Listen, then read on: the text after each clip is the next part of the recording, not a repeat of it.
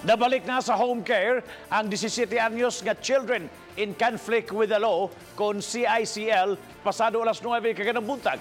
Apan Lapu-Lapu City Prosecutor's Office mitataw nga usa lang kini ka protective custody ug dili matawag nga rearrest o baka voluntary surrender sa habig sa CICL.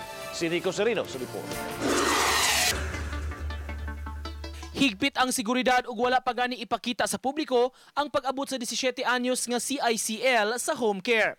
Gisakay ang 17 anyos sa usa ka tinted nga pick-up uban ang iyang inahan ug legal counsel nga si Attorney Vincent Isles. Gisirad-an dayon ang gate sa home care dihang nakasulod na ang pick-up milanat una og pipila ka minutos una pag gipagawas ang 17 anyos nga CICL sa pick-up ug gihatod sa laing building sa home care. Nanaog uban sa minor de edad ang iyang abogado ug City Prosecutor Russo Zaragoza. Gitataw nila ni Zaragoza ug Isles ang pagbutang sa 17 anyos usa ka protective custody aron masiguro ang iyang seguridad. Dili gini re-arrest ha. Dili po ni nato matawag nga surrender. Kay wala pa baya gyud conviction, wala pa desisyon ng among opisina nga sad-an ba siya or dili.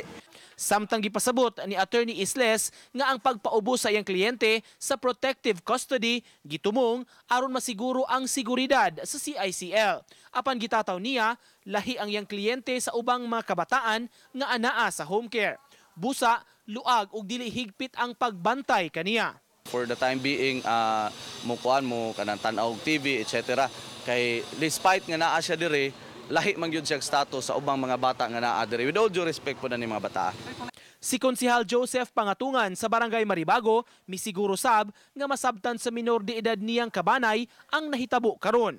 Itandi sa dihang nakagawas ang 17 anyos sa home care, karon nasabtan na niya ang nahitabo ug inanay na niyang nadawat ang insidente. So ani nga sitwasyon para nako this is the best option kay doon na peace of mind ang mga igsuon sa bata sa suspect.